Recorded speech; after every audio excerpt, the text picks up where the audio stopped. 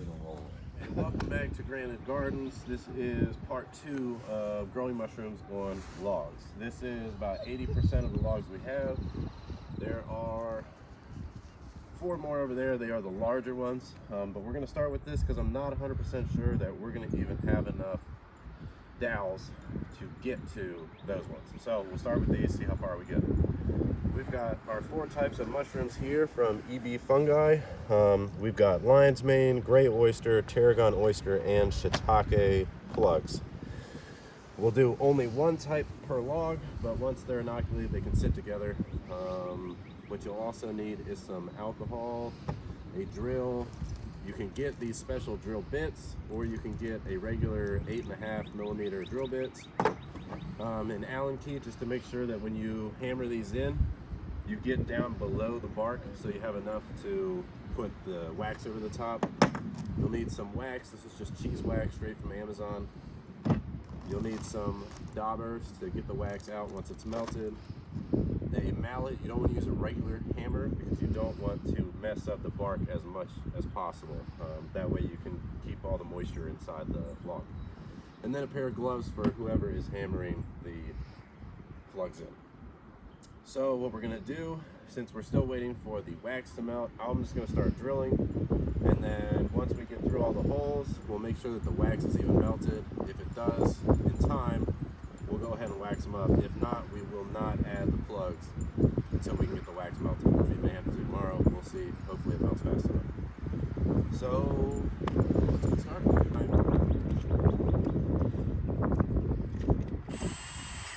The nifty thing about this drill bit, it's the exact same size as the dowel, maybe a tiny bit bigger fraction.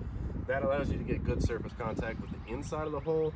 And these are just made so they actually help expel the sawdust basically out of the hole while you're drilling, and it's got to stop, so it should stop at the perfect height to put the dowels in. Like I said, you can just use a regular drill.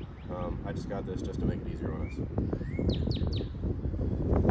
So what we're going to do is we're just going to start with the line. We're going to put a hole probably here to start, and then we'll move probably about every 4 to 5 inches all the way down the log, and then we will put the next row about the same distance away, but we will stagger them. So let's get started.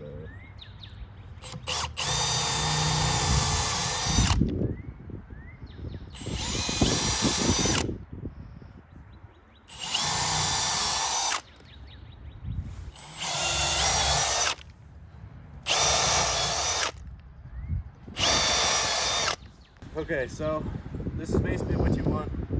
Just catty-cornered all the way down, and then you'll do this to the whole log all the way around. You just don't want to plug anything in the ends, and you don't want to plug anything too close to the edge.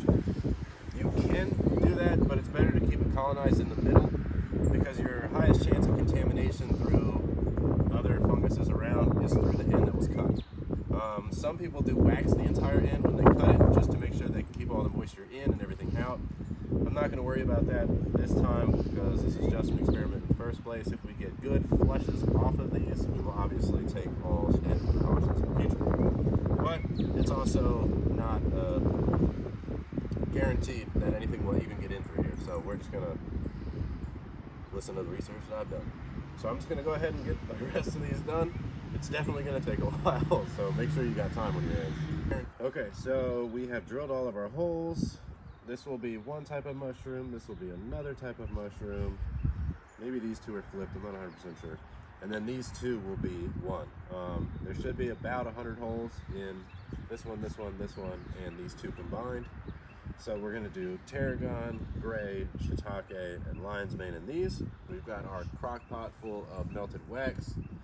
So what I'm going to do is I just sprayed my hand with some alcohol, not liquor alcohol, but rubbing alcohol basically. That just sanitizes this glove so I can touch the plug without adding anything from my regular hands. So I'll put one in, hammer it down, and that's it. So this is the dowel. You can see it's got the spiral cut ridges in it. They do that just to give it a little bit more surface area for the mycelium to grow into. If you look inside the bag, you'll see the little bit of the grain spawn that was used. It's these darker, thicker pieces. That's not a piece of wood. So we're just gonna take this, find a hole. You can see it's nice and snug. And then we're just gonna take our mallet, like I said, not a rubber one, or not a metal one. Right there, that should be okay, but we're gonna try to see if it'll go down any more. So we don't even need to do that. We'll just go ahead and do it like that. So we are just going to make this a little easier on ourselves and start plugging these in.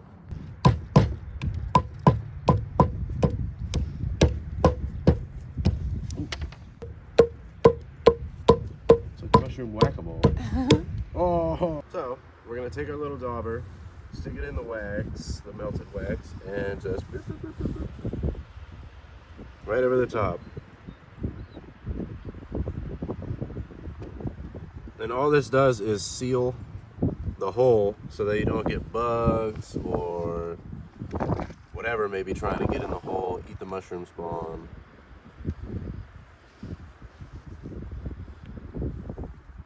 Alright, so we are done. I already actually stacked 2 of the logs back up over there. We've just got these 3 left. So you can see we've got them all plugged in. We've got them all wax coated. We'll probably check on this in 1 week just to make sure we didn't miss any spots or nothing's like trying to eat at the mycelium. The cheese wax should create a barrier so they can't really smell it. It's okay to stack these all together right now. They won't colonize the top so much, they'll actually penetrate in first. So we'll stack them up like this for probably about a month, maybe 2, just to make sure that they get enough colonization on their own. Keep them all in one place makes it easier on us. And then once that's done, all we'll do is find another place to separate them, because once they really start colonizing, you don't want them to touch because you don't want one variety moving into another log. Right now, it won't happen. So we'll let them sit for a while, just check on these here and there just to make sure the wax is still there while they get a chance to colonize the rest of the log. The bigger ones will take longer to colonize. I think we already talked about that. So this one is actually one that Melissa did herself. This is lion's mane. This one would probably be one of the first ones to fruit. And then probably the shiitake next, just because there's so many extra holes in this one. I definitely can't count, so we have quite a bit of extra. So what I'll do is make another video here later in just an add-on of just what we're gonna do to use up the rest of these. And that should be it. They'll colonize for a while. Once they're done with that, in about 2 months, we'll actually separate them. We can put them on the ground at that point. They'll already have colonized enough that they won't have to compete with anything else. And then it's just a waiting game. So that's it. Thanks for watching.